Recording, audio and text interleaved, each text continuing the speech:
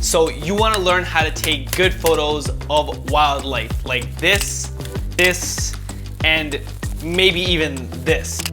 And you want to learn how to do it quickly, like in a day. Well, this is what you need. And this is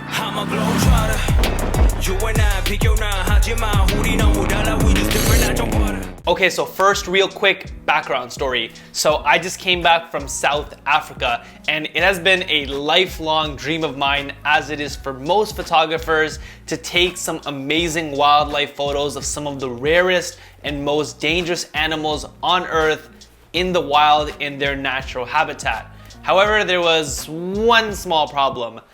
I had never taken a wildlife photo in my entire life. Not even one. Zero.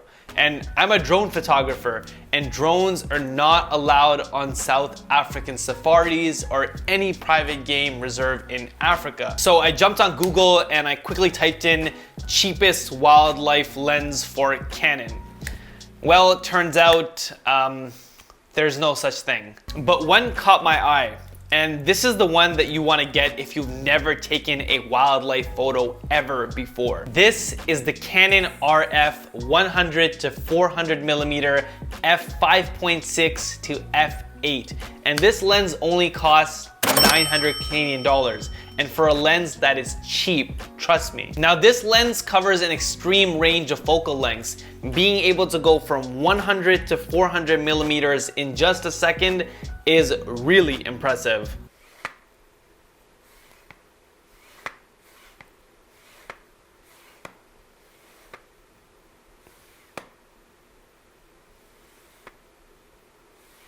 Now this video is meant as a guide on how to use wildlife photography lenses like this one if you've never used one before, while reviewing this specific lens at the same time. So in this video we're going to focus on two things, and that's how to set your focus to make sure your photos are sharp every single time with wildlife photography lenses, as well as what settings you should be using on your camera to make sure that your image is exposed properly. So let's start with focus, and we're going to be focusing on autofocus. Don't even bother with manual focus. It's a waste of time with wildlife photography because animals are subjects that are moving really, really fast and very often.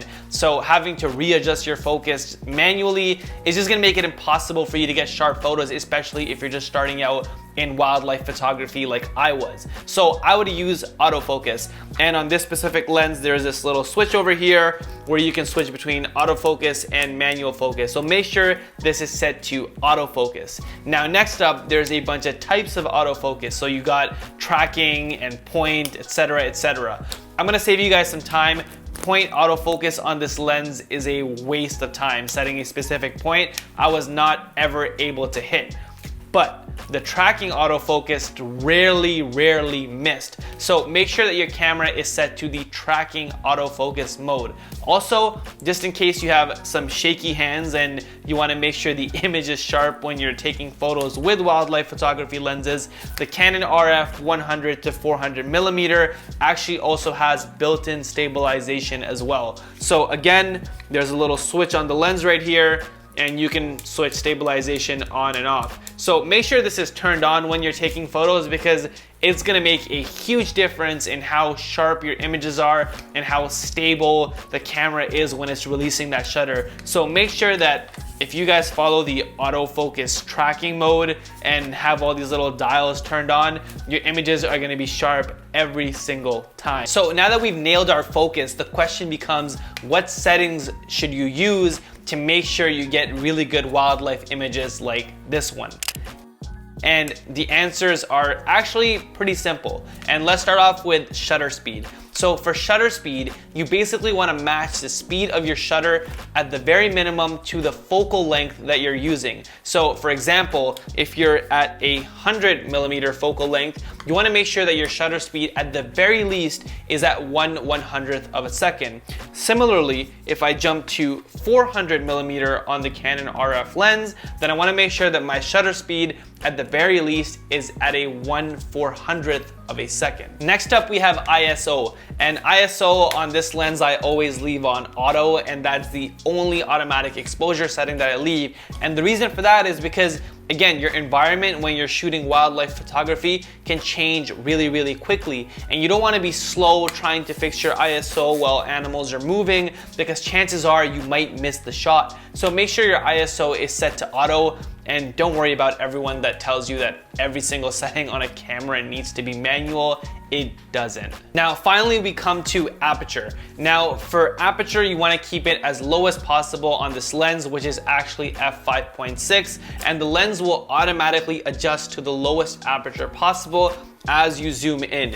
As you saw earlier in this video, this is an f5.6 to f8, meaning that when the lens is zoomed in all the way at 400 millimeters, the lowest aperture that it can go to is f8. Now I realize that f5.6 is a pretty slow aperture, and here's what I'll say about that. Chances are that if you're doing wildlife photography, it's gonna be in the day where there's plenty of sunlight and just plenty of light sources all around. Is going to be a bright environment. So having a slower aperture shouldn't really affect you that much. Also, because of the focal lengths on this lens, which is 100 to 400 millimeters, everything is going to be really compressed. So you're just naturally going to get some of that bokeh and just natural blur around your subject just because of the level of compression on this lens. So I wouldn't really mind the slow aperture too much.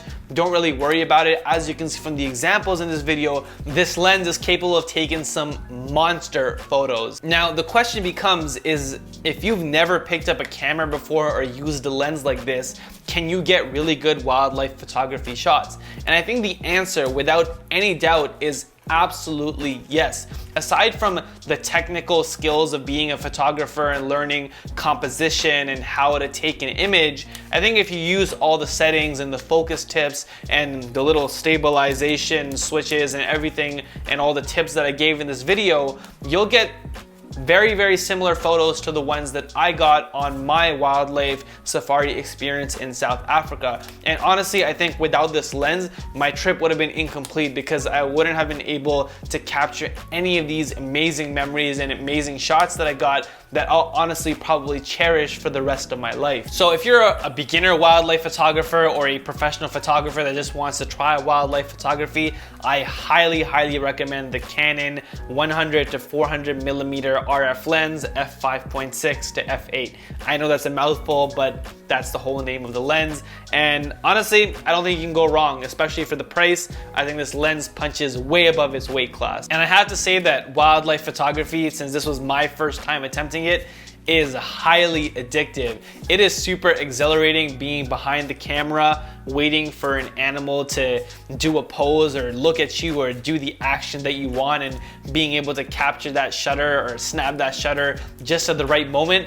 It's an awesome feeling. Anyways, that's it for this video, guys. So hopefully you guys enjoyed it, and as always, if you did, smash that like button. It really helps out the video with the algorithm and all that stuff. If you guys enjoy photography, drones, filmmaking, all that stuff, then definitely subscribe to the channel. I would really appreciate it. Other than that, that's all I have for this video. I'll see you guys in the next one, and until then, keep creating.